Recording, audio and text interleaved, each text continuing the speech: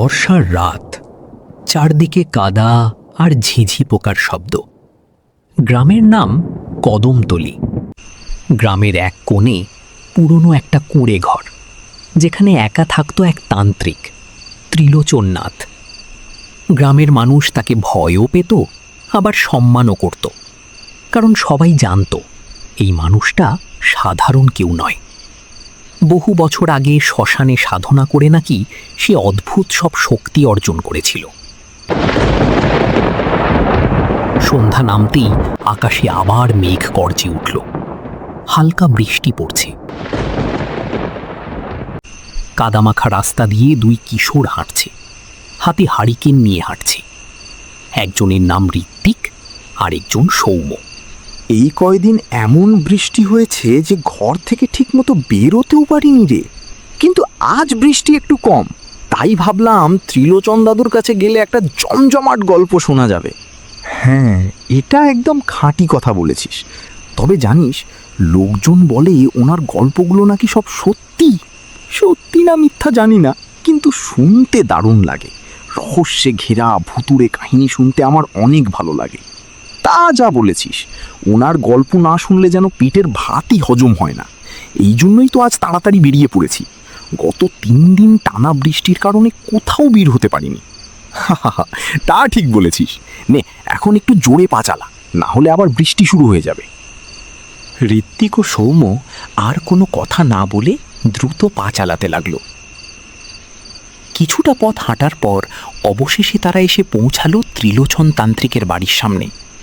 তারা দেখল ত্রিলোচন তান্ত্রিক বারান্দাতেই বসে আছেন। তার পরনে কালো রঙের বস্ত্র, গলায় রুদ্রাক্ষের মালা। ঋত্বিক ও সৌম্যকে দেখেই তার মুখে হালকা হাসি ফুটে উঠল, যেন তিনি তাদের আসার অপেক্ষাতেই বসেছিলেন। তারপর তিনি খুশি হয়ে বলে উঠলেন, আরে ঋত্বিক আর সৌম্য যে, এসো এসো, আমি তোদের অপেক্ষাতেই ছিলাম। কয়েকদিন টানা বৃষ্টির কারণে তোমরা আসতে পারোনি।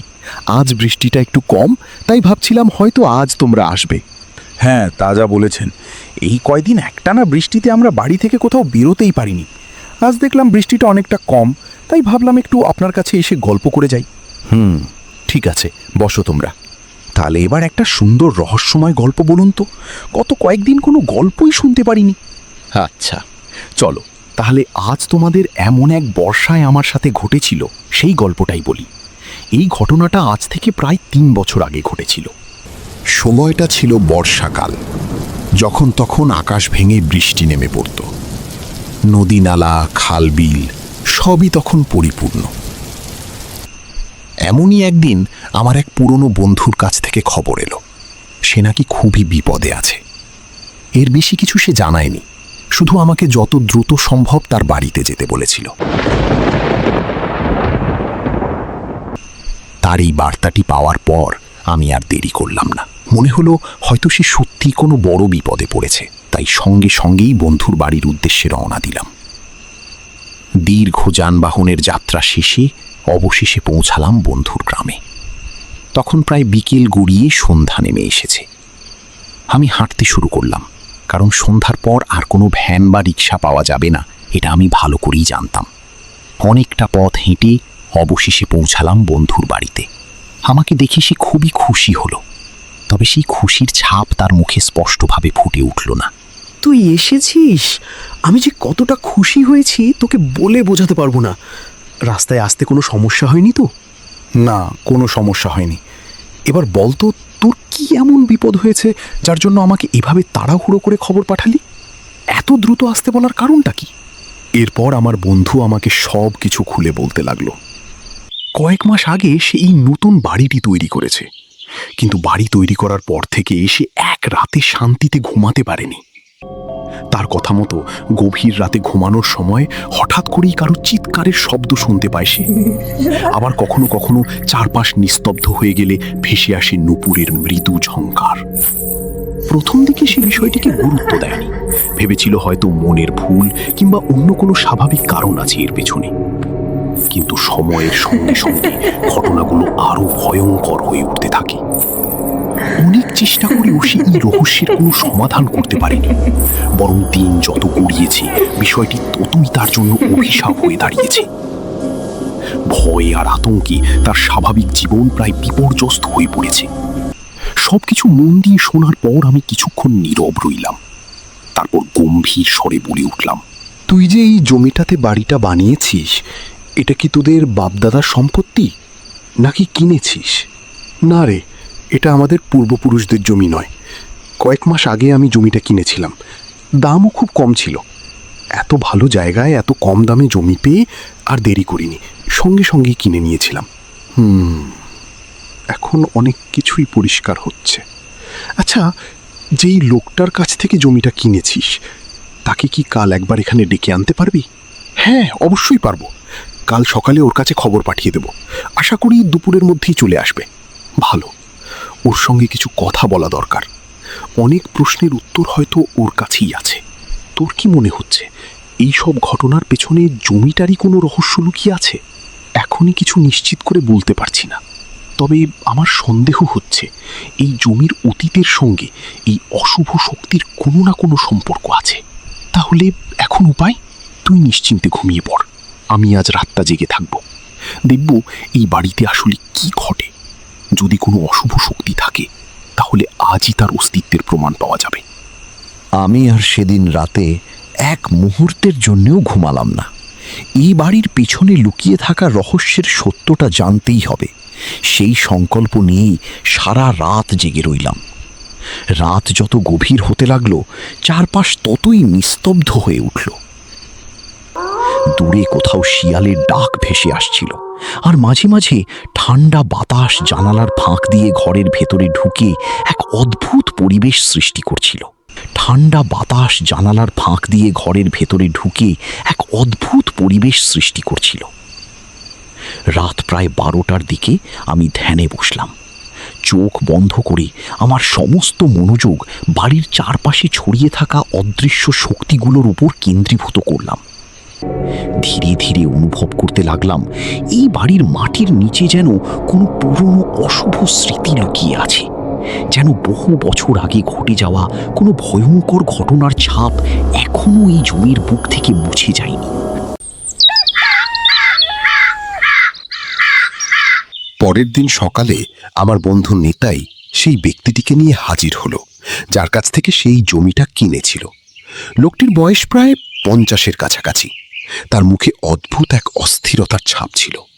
বাড়ির সামনে এসে সে বারবার চারপাশে তাকাচ্ছিল, যেন এই জায়গায় আসতে তার ভীষণ অস্বস্তি হচ্ছে।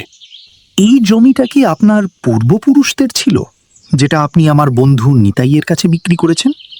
হ্যাঁ, এই জমিটা আমাদের বংশেরই সম্পত্তি ছিল, কিন্তু আমি শুনেছি এত বড় আর মূল্যবান জমিটা আপনি প্রায় জলের দামে বিক্রি করে দিয়েছেন। এর কারণ কি? মানে আমার তখন টাকার খুব প্রয়োজন ছিল, তাই বাধ্য হয়েই বিক্রি করতে হয়েছে। আচ্ছা, এই জমিটা আসলে কার ছিল, আপনার পিতার নাকি আপনার দাদুর? মানে এই জমিটা আমার দাদুর ছিল। আপনি মিথ্যা কেন বলছেন? আমি যতদূর জানি আপনার দাদু আপনার পিতার জন্য কোনো জমি বা সম্পত্তি রেখে যাননি, আর সেই বিষয়টি নিয়ে আপনার পরিবারে অনেক ঝামেলাও হয়েছিল। কি আপনি এসব কথা কিভাবে জানলেন? আমি কে সেটা বড় কোনো প্রশ্ন নয়। আপনি আগে বলুন, ইন্দ্রাণী দেবী কে ছিলেন? আমার মুখে ইন্দ্রাণী দেবীর নাম শুনেই লোকটি যেন হঠাৎ চমকে উঠল। মুহূর্তের মধ্যেই তার মুখের রং ফ্যাকাশে হয়ে গেল, চোখে মুখে স্পষ্ট ভয়ের ছাপ ফুটে উঠল। কপালে ছোট ছোট ঘামের বিন্দু জমতে শুরু করলো, আর তার কাঁপা কাঁপা চোখ দেখে মনে হচ্ছিল বহু বছর ধরে লুকিয়ে রাখা কোনো ভয়ঙ্কর গোপন সত্যের নাম সে হঠাৎ আবার শুনতে পেয়েছে। কিছুক্ষণ সে নির্বাক হয়ে আমার দিকে তাকিয়ে রইল, যেন বিশ্বাসই করতে পারছে না যে আমি এই নামটি জানি। মানে আমি এই নামের কাউকে চিনি না। চেনেন না? তাহলে বলুন তো, কার হত্যার দায়ে আপনি জেল খেটেছিলেন? এখন আর কোনো কিছু অস্বীকার করে লাভ নেই। সত্যিটা অনেক দূর পর্যন্ত আমার জানা হয়ে গেছে, তাই ঘুরিয়ে পেঁচিয়ে কথা না বলে সবকিছু খুলে বলুন। আজ থেকে প্রায় 15 বছর আগের কথা। ইন্দ্রাণী দেবী ছিলেন একজন ধনী মহিলা। তার অগাধ সম্পত্তি ছিল, কিন্তু সেই সম্পত্তি ভোগ করার বা দেখাশোনা করার মতো কাছের কেউ ছিল না। সেই সময় থেকেই তার সম্পত্তির ওপর আমার লোভ জন্মায়। ধীরে ধীরে আমি তার বিশ্বাস অর্জন করি এবং নানা কৌশলে তাকে ঠকিয়ে তার অধিকাংশ সম্পত্তি নিজের নামে লিখিয়ে নিই। সবকিছু আমার পরিকল্পনা মতোই চলছিল, কিন্তু একদিন আমারই একজন কর্মচারী পুরো বিষয়টা জেনে যায়। সে সমস্ত তথ্য পুলিশের কাছে জানিয়ে দেয়। এরপর তদন্ত শুরু হয় আর আমার প্রতারণার সবকিছু প্রকাশ্যে চলে আসে। সেই ঘটনার জন্য আমাকে জেলে যেতে হয়েছিল। তবে টাকার জোর আর প্রভাব খাটিয়ে আমি বেশি দিন জেলে থাকিনি। কিছুদিনের মধ্যেই বেরিয়ে আসতে সক্ষম হই। আপনার লোভ আর প্রতারণার কারণেই ইন্দ্রাণী দেবীর আত্মা এখনো মুক্তি পায়নি। এত বছর পরও তিনি শান্তি খুঁজে পাননি। তার অসমাপ্ত কষ্ট আর অন্যায়ের বিচার পাওয়ার আকাঙ্ক্ষাই তাকে এই পৃথিবীর সঙ্গে বেঁধে রেখেছে। তিনি শুধু একটি সুযোগের অপেক্ষায় আছেন। সেই সুযোগ পেলে তিনি আপনাকে শেষ করে দেবে। এ কি বলছেন আপনি? তাহলে এখন আমি কি করব? যে অন্যায় আপনি করেছেন তার প্রায়শ্চিত্ত আপনাকেই করতে হবে। ইন্দ্রাণী দেবীর সম্পত্তি থেকে একটি বড় অংশ গরিব ও অসহায় মানুষদের দান করে দিন। মানুষের কল্যাণে সেই সম্পদ ব্যবহার করুন। তাহলেই হয়তো তার আত্মা শান্তি পাবে এবং এই অভিশাপের অবসান হবে। ঠিক আছে, আমি তাই করব। এতদিন যে পাপ করেছি তার প্রায়শ্চিত্ত করার চেষ্টা করব। ইন্দ্রাণী দেবীর সঙ্গে যে অন্যায় করেছি তার জন্য আমি অনুতপ্ত। এখন থেকে সেই ভুলের সংশোধনই আমার একমাত্র লক্ষ্য।